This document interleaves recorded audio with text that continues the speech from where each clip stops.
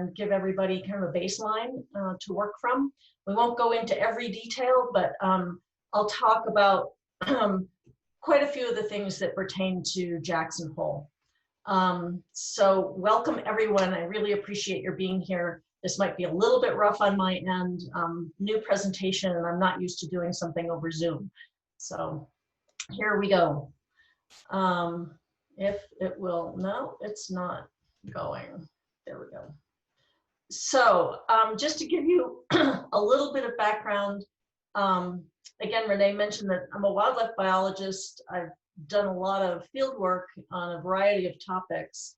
And years ago, about 2007, I think it was, I was working on sage grouse surveys in southwestern Montana. And I was driving down this road in a very, very early one morning and off on my way to a sage grouse lek.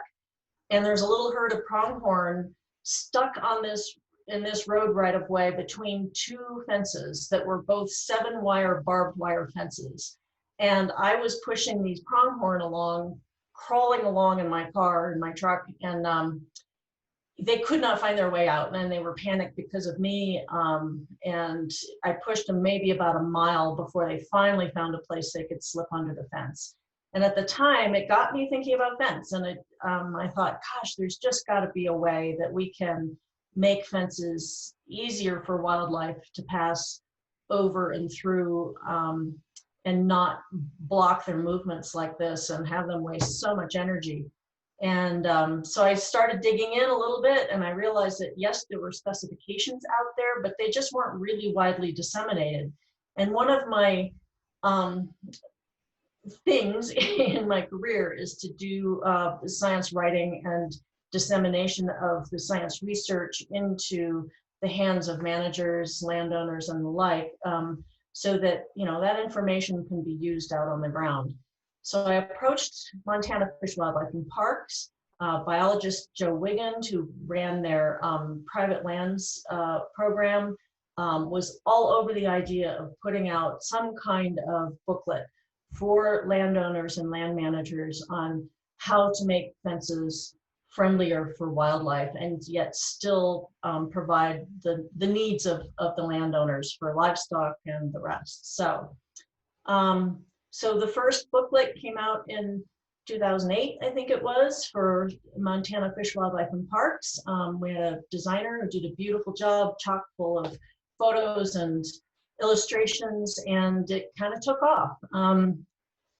And excuse me, so it got to be pretty popular, and we had pretty broad dissemination.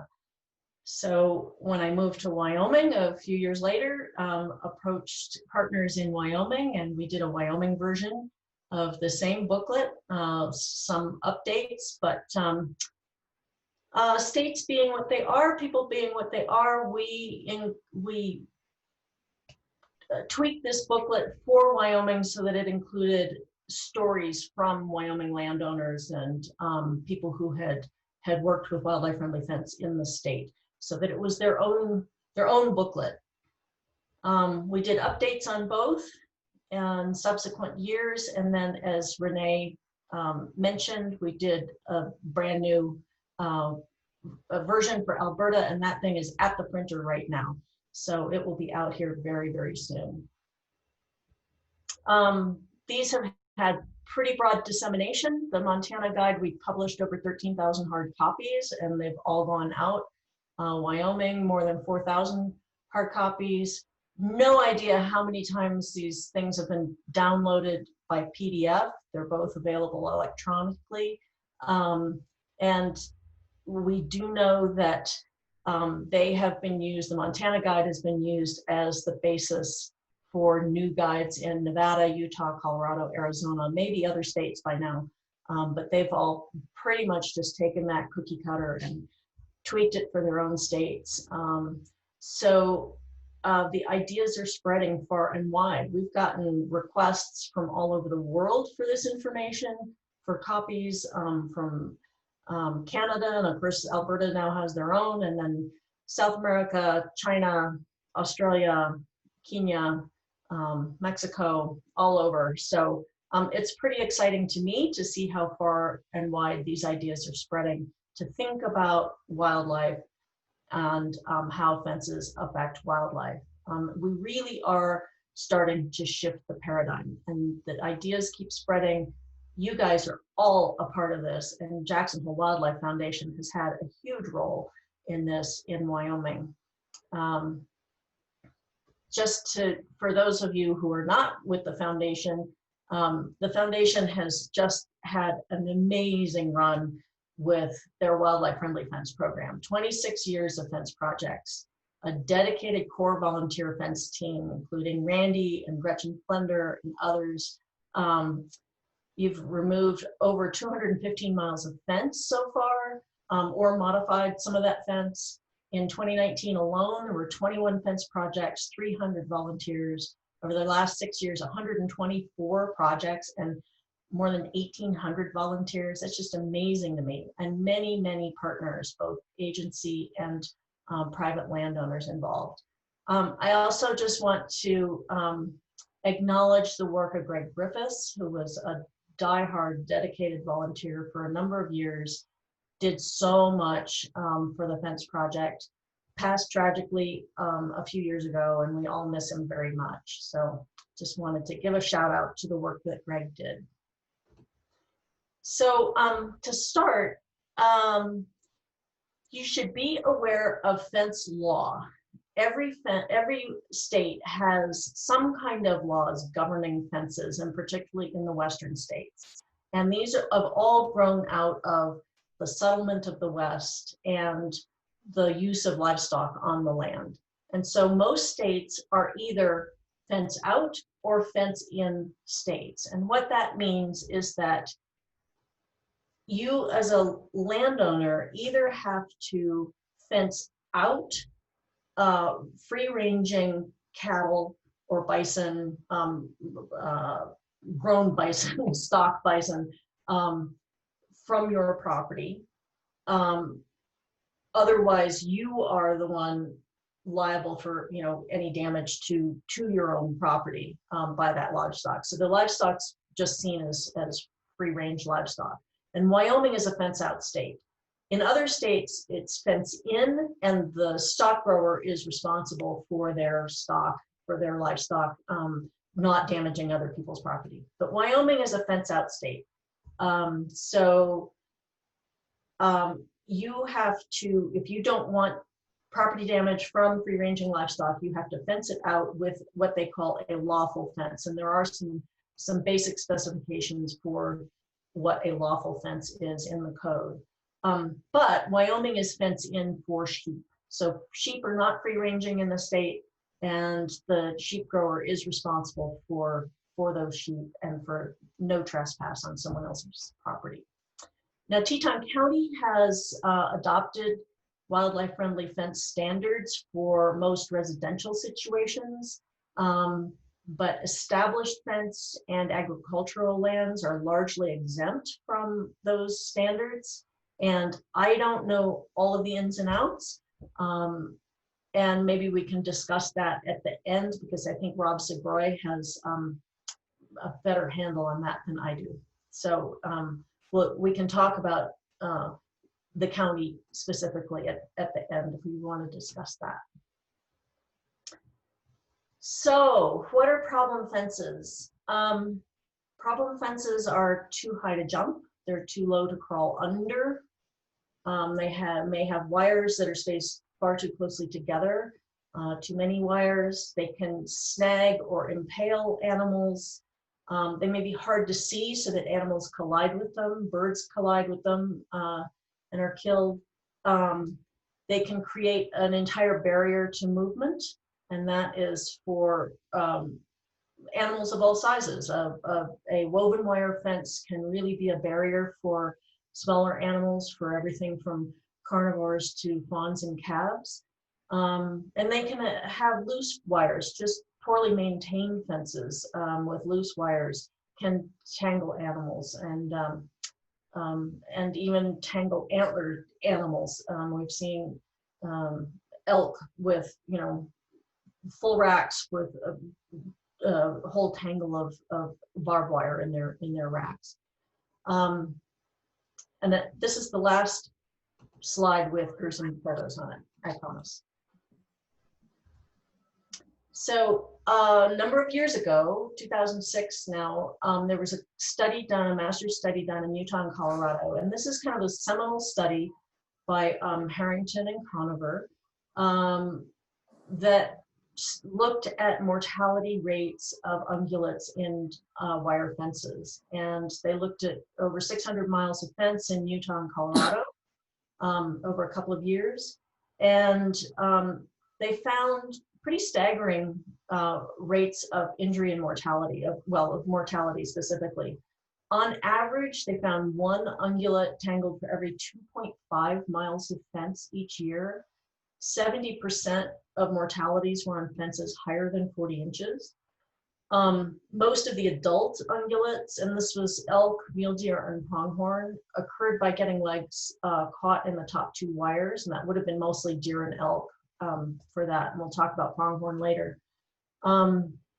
Juveniles, though, were 8 times more likely to die in fences than adults, and particularly the young fawns and calves died when they couldn't cross a fence, they couldn't follow mom, and they would just curl up near the fence, and they'd find a little pile of carcass or bones near the fence, dead from exposure, and they would found an average of 1 carcass per 1.2 miles of fence, which is just staggering when you think about the loss of young just from fences. And then something to really take home is that woven wire fence, also called Paige wire or sheep fence, topped with a barbed wire is the most lethal fence type. They found that that was the type of fence that most often tangled animals or caused young to be blocked from being able to follow their mothers. So factors to think about in terms of animals being able to cross fence and negotiate fences is that we all think of, well, animals can just, whether it's deer or elk or moose, they hop over fences pretty easily. Well, adults do. Adults in good condition do. But you have to consider age. Young animals, smaller animals have a much harder time hopping a fence or negotiating a fence. Their body condition, if they're winter stressed, if they're injured in some way, limping from torn ligaments or an injury. Pregnancy can make it more difficult for them to negotiate a fence. And then stress and hurry, like the bottom right photo here of a herd of elk rushing to try and cross a back highway. And when the animals are all pushed together, there's much greater chance of there being an animal tangled and injured in a fence. And you can see the little red circle there. You can see how ungulates tuck their back legs when they're passing over a fence, almost like a little back kick, and that's what gets them tangled up very often. And so especially when they're in a group situation like this, being pushed up against a fence, being in a hurry, or perhaps being pushed by a predator, that is another reason that they can easily tangle in a fence. So the other things to think about are the terrain, the slope. As we know, on a steeper slope, it creates a taller barrier for animals, either trying to jump up over a fence or jumping down. And then heavy snow or heavy vegetation along a fence can make a greater barrier. And then, as I mentioned before, the fence condition itself, whether there's loose wires, that can really make a difference. Tight, taut, well-maintained fences are less of a risk for animals. Recently, let's see, I don't know, can you? Okay, oops. recently, the Wyoming Migration Initiative did some research on female mule deer migrating from the red desert up into the upper green, and they found some pretty staggering numbers about fences. A female mule deer migrating long distance, which is more than 150 kilometers, cross an average of 171 fences and 5 highways through the year. That's their whole spring and fall annual migration cycle. And that's just staggering to consider. When you think of a winter-stressed pregnant doe migrating on her spring migration and having to cross 85 fences, she knows her route. She's learning those fences over the years, but every spring or every autumn, those fences may have seen some damage and might be in decay. And so she never knows whether the fence is in good condition or poor condition. And she's probably found her spots where she can safely cross. But it's a lot of energy to expend trying to get over or through those fences. And of course, in the autumn, she's got 1 or 2 young in tow, and they're learning the route and they're learning those fences as well. So fences can create a pretty astounding energy challenge for migrating animals. And I think we need to really start thinking about this on a landscape scale. So what are wildlife-friendlier fences? They're visible, make it easier for animals to see, to negotiate fences. They're permeable, make it easier for animals to jump over, slip under, or slip through a fence.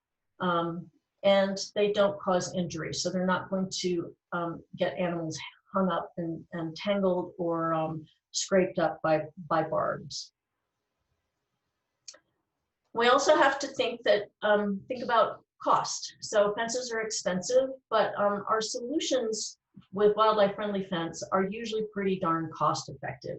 Wildlife damage a lot of fences, particularly the bigger animals, elk, moose, bison. They damage a lot of fences trying to get over fences in their movements, daily movements, and migration. And that costs landowners a lot of time, labor, and money every single year to fix fence. And of course, fences that are not well maintained are even more dangerous for wildlife. So investment in modifying fence can really reduce landowner costs in the long run. And of course, we can make those costs even less by partnering with landowners and providing funds for materials and providing volunteers for labor. And many of our solutions are pretty simple. Just installing gates or wildlife passes or even short sections of wildlife-friendly fence. I do want you to think about what is needed on the landscape. Does an entire fence need to be wildlife-friendly, or can we make passes and short sections of wildlife-friendly fence by paying attention to where wildlife most want to cross? So consider that not every mile has to be wildlife-friendly, although that would be terrific. And it would also be terrific if we had no fence on the landscape at all, but that's not a reality. So here we are coming up with different kinds of solutions. When working with landowners, I think it's super important to really collaborate and really go through a series of questions, a conversation, and ask them what their ideas are, what their concerns are, and really work with them to come up with a solution for their particular situation. There's a lot of different possibilities, and I don't think it's very beneficial to come in and just say, well, here is the solution, but this is the fence you want. You need to understand what their particular situation is, why they need a fence, what it's used for. So what's the purpose of the fence? Is it to control our livestock, or is it just to mark a boundary or to deter trespass? And if it's for livestock, is it for cattle or for sheep, for horses, and in what seasons and for how long? Because there's many different types of solutions depending on their livestock situation. pay attention to where there is wildlife fence damage, because that's going to tell you where wildlife want to move. And as I said, you know, what are the landholders' concerns? Is it cost? Is it the amount of maintenance they're doing, etc.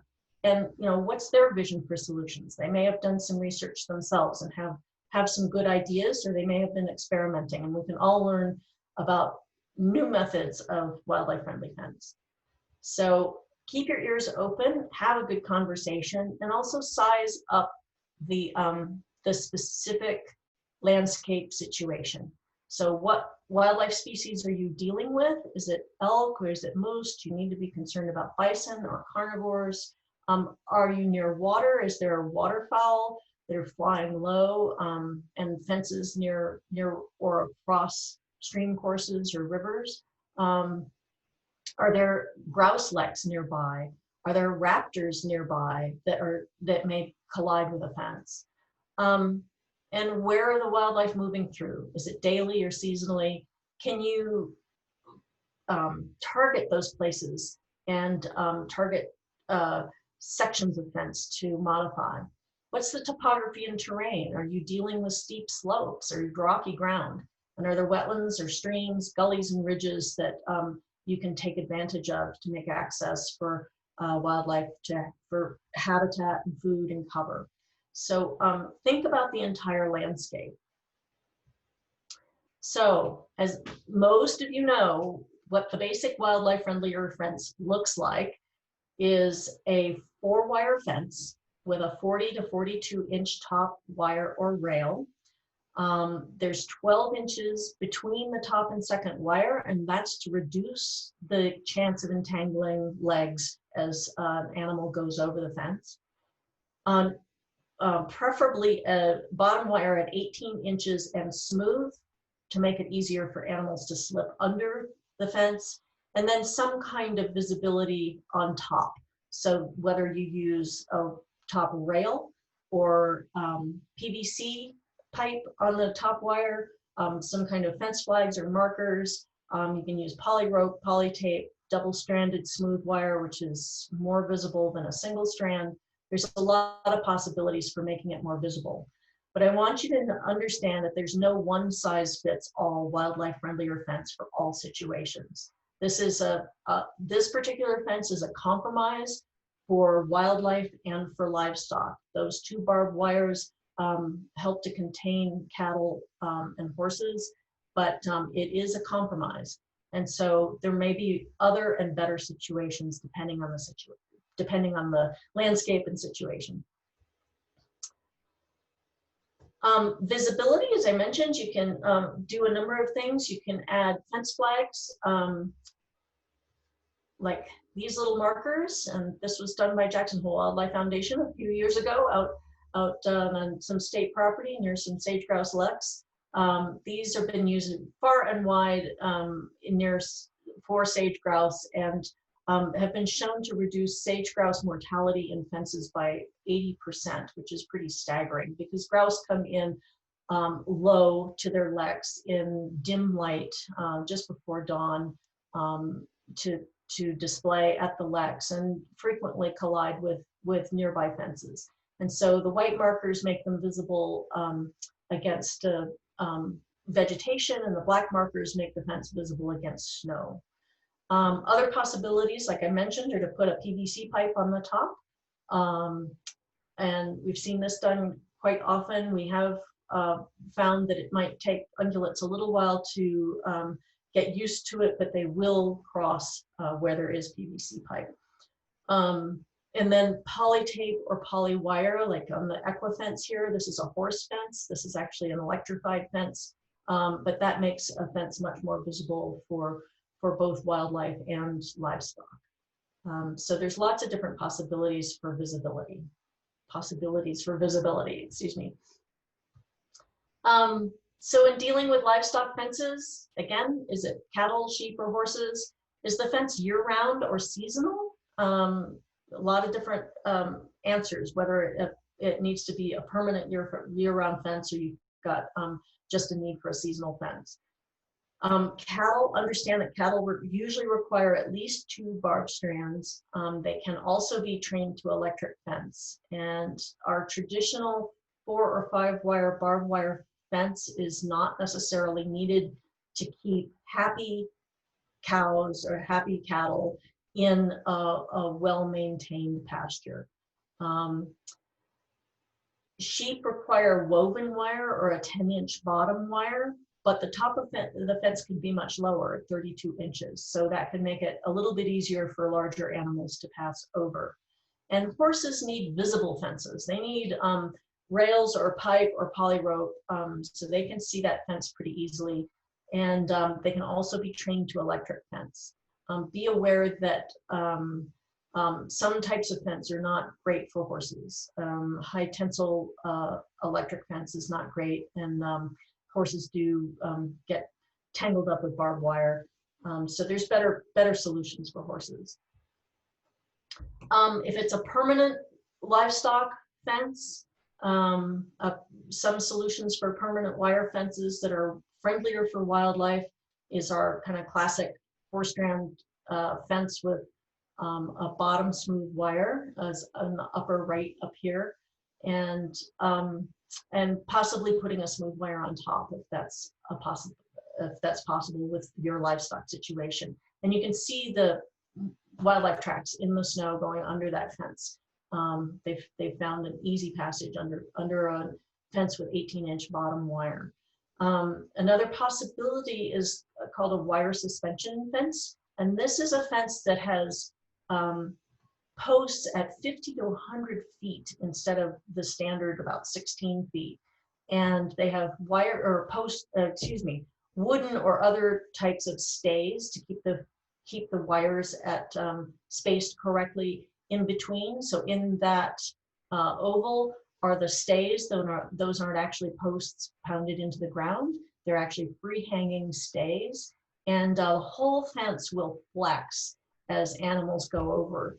And this is not a bad fence to use in areas where there's a lot of elk moving across an area, because the fence will flex with their movement. And those stays keep the wires at the spacing that's needed.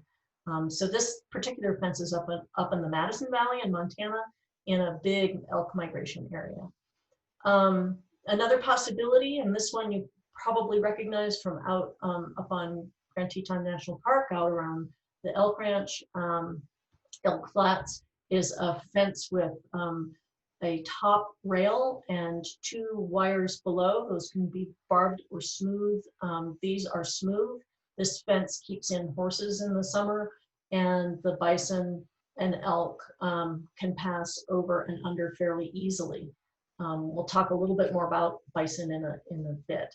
But the important thing to remember is to keep that 12 inches between the top either rail or wire and the second wire down, so you don't tangle legs. Permanent electric fence is also a possibility for cattle, and not something that you guys are likely to be dealing with, but you should be aware of. So 3-wire high tensile fence is an excellent fence for cattle, for separating cows in estrus from bulls, and even for containing bison for ranchers who are growing bison. It's not a good fence for horses. They can't see it very well. You can see there's not much visibility. And because of the high tensile wire, it actually can cut horse flesh fairly easily. But it is an effective fence when electrified, and wildlife can blow through it or over it pretty easily. So that's a possibility that's being used in a number of places. This horse fence I mentioned earlier on the right, it's an equifence, electrified. It's got poly tape on the top. It's only 2 strands. And this one has fairly flexible fiberglass posts. And again, the deer, elk can blow over it pretty easily. It kind of, whole thing kind of flexes a little bit. And because of ungulates' hollow hair, they don't get the shock unless they touch the fence with their noses. So they have not much problem dealing with these fences. let's talk about buck and rail, because this is a big deal in Jackson Hole. In fact, probably a bigger deal than almost anywhere else in the West. There is a lot of buck rail fence in Jackson Hole, and people love it because it looks historic and traditional. But most buck and rail is built too high because the fence builders lay the top rail in between the cradle of the buck, right up on top. It's an obvious place to put the top rail, and that makes the fence much too high for wildlife trying to go over. You can see this one is at about 54 inches height. And then it's a three-dimensional fence, so it makes it that much harder to jump over and even to crawl through. So buck and rail can be a complete barrier for many animals, particularly younger animals, younger ungulates, calf spawns, that can't figure out a way through this fence. And it's even worse if the landowner adds either barbed wire or woven wire to it. And I've seen that quite frequently in many places.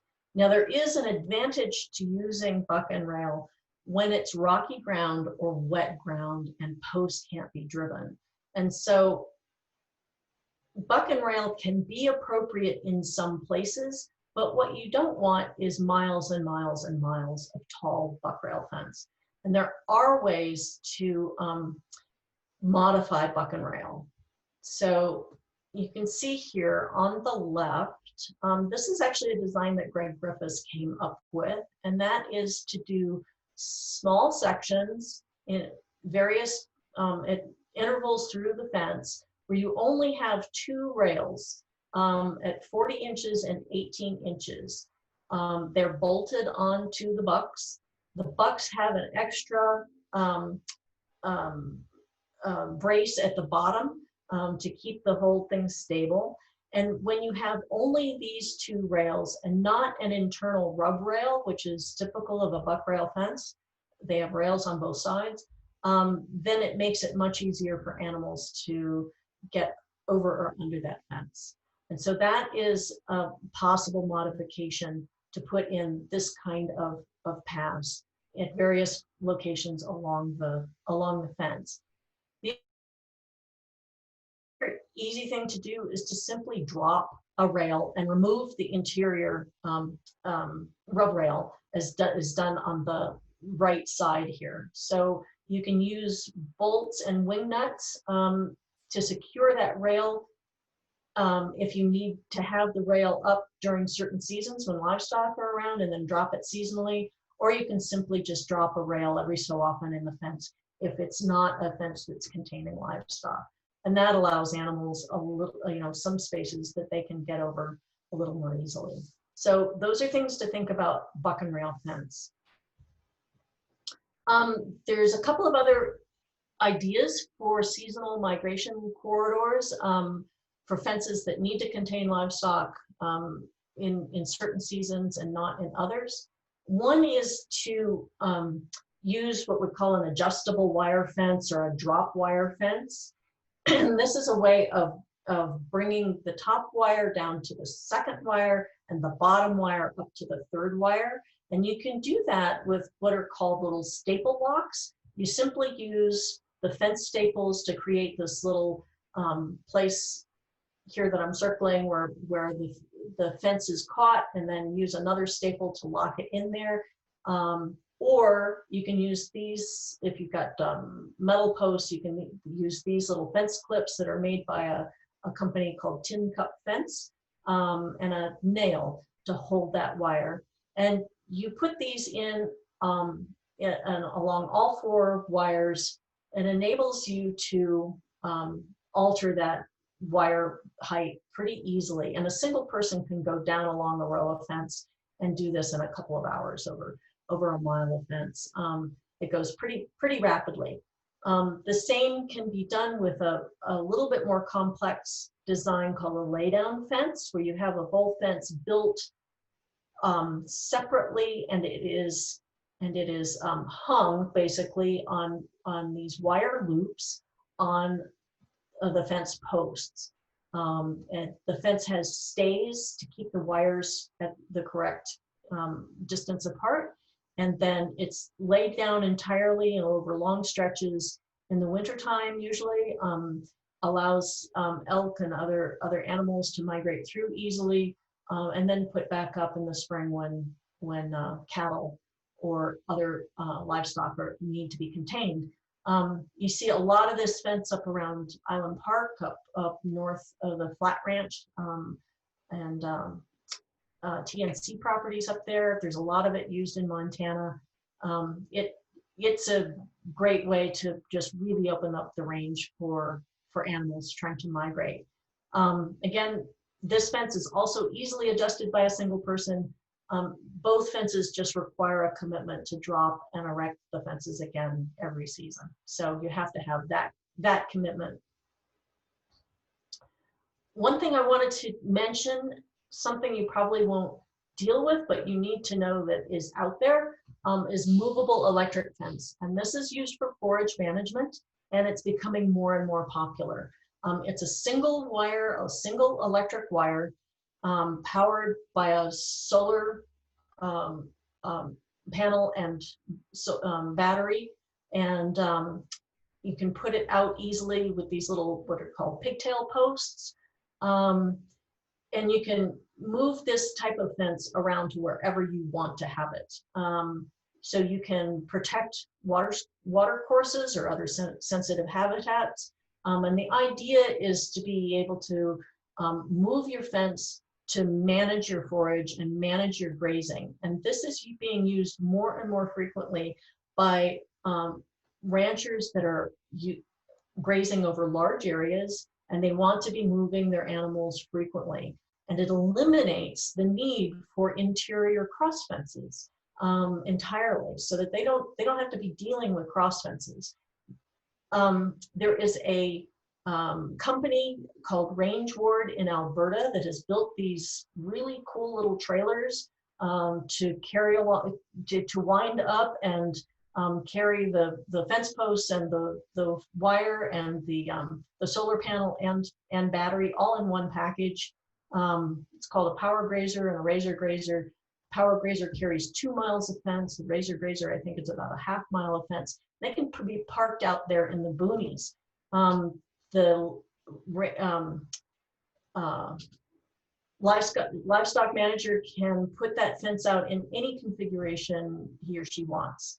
And it's a really, really slick operation. These power units are pretty spendy. They're a pretty big investment, but they pay for themselves over time, particularly when you're not dealing with a lot of interior fence. So again, they can be used over small spaces or very large spaces, and something to be aware of that's out there on the landscape and being used more and more by ranchers who are interested in doing a lot of quick rotations with their grazing. So let's talk a little bit about crossings, openings, and passes, because this is some of the easiest ways to make a fence a little bit more wildlife friendly if you can't alter an entire fence. One of the easiest things to do is simply to leave gates open. If you don't have many gates, install gates where wildlife are trying to cross. And if you need to have seasonal openings for wildlife and keep livestock in at other times, this is a great way to just leave a gate open, and the animals will use it. If you need more permanent crossings, need to keep livestock in year-round, there's other possibilities. One is to use PVC in various locations to gather the wires, the fence wires in PVC pipe over a couple, 2 or 3 sections of fence. And you need to loosen the wires in these sections and then split the PVC and you gather the wires up into the PVC. And there's instructions for this in the booklets. That can be used, for instance, on both sides of a back highway to allow a migration corridor for for animals if needed. Other possibilities are, whoops, where did we go? Let's go back. Are rails in just a rail crossing in a rail fence that's placed at a better height for wildlife to jump over or slip under, or a metal pipe crossing in a fence that's a complete barrier, like a cyclone fence or a woven wire fence. The animal on the far bottom left there is actually jumping over this particular pipe fence or pipe crossing in the pipe jump in the barrier fence. I wanted to talk a little bit about pronghorn because they're a bit of a special situation. As you probably are well aware, pronghorn animals or antelope they're able to jump fences, but they really don't want to, and they would much prefer to slip under fences. And because of that, and because they're constantly trying to find ways under fences, they get scraped up a lot by barbed wire. And as you can see in this lower photo, barbed wire fence can do significant damage to the backs of pronghorn. We see a lot of scarring in pronghorn that have to deal with barbed wire fences. They can also be completely blocked by impermeable fences, and impermeable may just be a barrier because of heavy vegetation along the fence or heavy snow. And we've seen entire herds of bison, or excuse me, of pronghorn die in heavy snow because they can't negotiate a fence. Pronghorn will spend a lot of time and energy going up and down fence lines looking for a place to go under. And it seems like they actually find certain places that they know they can negotiate a fence, and they'll habitually use those spots. The photo on the far right there, the poor buck tangled in the fence, that's what happened to this buck when he tried to jump the fence. Unfortunately, he was okay, and he was freed by the photographer seconds after Steve took this photo. So he did live. So recent research shows that pronghorn do prefer at least 18 inches to slip under, and they will seek known crossings. So that is why we are highly recommending that a smooth wire be placed at 18 inches at least for the bottom wire. I do know that a lot of cattlemen are concerned about their young calves getting out with an 18-inch wire at the bottom. What we've found, and what many ranchers have found, is that 18 inches also allows that calf to get back to mom more easily, and not get stuck on the outside of the fence. The one consideration for pasture with cows and young calves is if it's right up against a busy highway, in which case you probably would not want this situation. So that's just something to think about.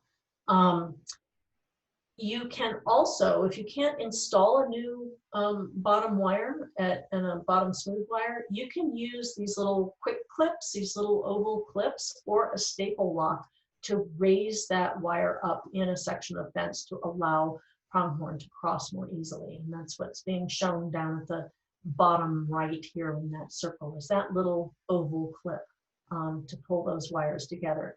The clips are cheap. It's a very quick fix for to create a pronghorn underpass. Bison, we've got a lot of bison in the valley, as you know, and up in Elk Flats, Elk Ranch area, there's a lot of bison moving through and crossing those fences up there. I know you guys, the foundation, have done a lot of work on those fences in the area. Bison can cause significant damage to a fence. They're big and heavy. They are very able to jump a fence despite their weight. They're pretty nimble as adults and young adults. But the calves have a little bit more of an issue. They certainly can't jump a high fence. They want to go under, and what I've seen is that they want to go under at speed. They don't necessarily duck. And so this fence that the bison's jumping over in the top has, I think, only one wire remaining, and the calves are able to run under pretty easily. But when mom goes over, boy, they want to stay with mom pretty quick. So it's not a casual crossing for these guys. And putting in a wildlife pass like this one with the 2 rails is a easy way to make it a little bit easier for both adults and young to get under. I wanted to talk just a little bit about carnivores and dealing with carnivores. I know this isn't what you guys do at the foundation now, but we've got a lot of partners here today, and there are solutions out there in dealing with carnivore attractants, and you should be aware of some of the possibilities. A 7-wire permanent electric fence can deter both wolves and bears, black bears and grizzlies, from strong attractants like a calving pen, beehives, or other situation when you've got a really strong attractant for predators. These electric fences should only be used around a small area like a corral or calving area, as I mentioned, or beehives or orchards, which we don't have here, but they do up in Montana. Flandry can also be used to deter wolves, and this is a single wire usually electrified fence that's put out on pigtail posts like we've talked about before. You can use a wire winder to deploy it and take it back up. It can be deployed pretty quickly. And it has these long red flags hanging from it. And it provides both a visual deterrent, and then the electricity provides a bit of a shock. And it can be very effective to deter wolves for a period of time. They've shown it can be effective up to 60 days or even more if it's electrified. And like I said, it's very portable.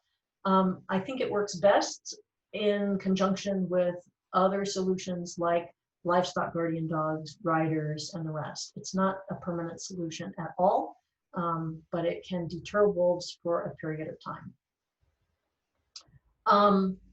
Thinking about bears and bear attractants, which I know is becoming a bigger and bigger issue, particularly up in the Black Rock area.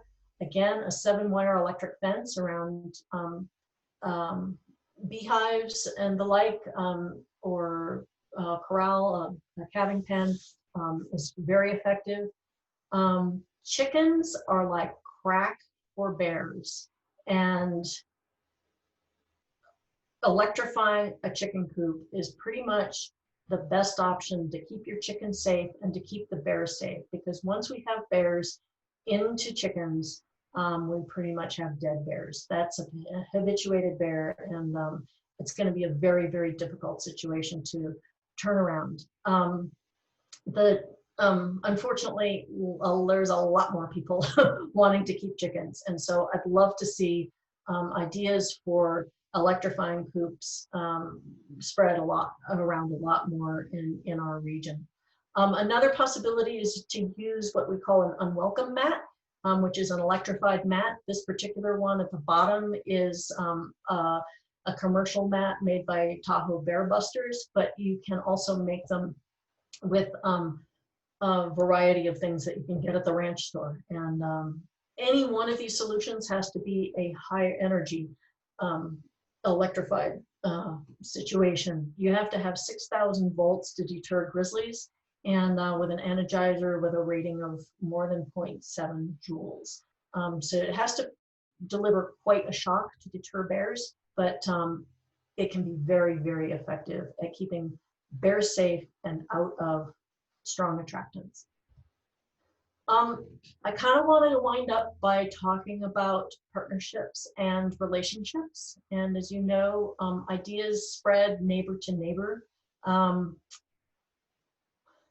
Once you've dealt with or worked with one landowner in an area, sometimes his neighbors or her neighbors will see what's been going on and be curious about the solutions presented and may come to you. And you've very likely seen that through the history of the Foundation's fence program.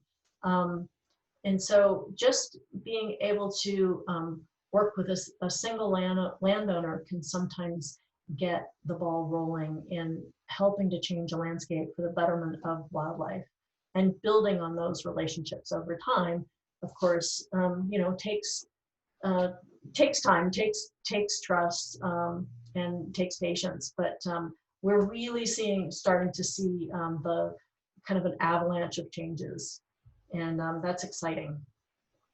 So as you are all well aware, our projects succeed through partnerships, and there are so many possibilities for partnering on fence projects, from the ranchers and farmers and private landholders to land trusts and a variety of NGOs, Elk Foundation, the Wild Sheep Foundation, Trout Unlimited. All kinds of NGOs are interested in helping out with fence projects that enhance the landscape for wildlife and the animals that they're interested in. Of course, conservation districts, stock growers associations, grazing associations all may have funds to kick in.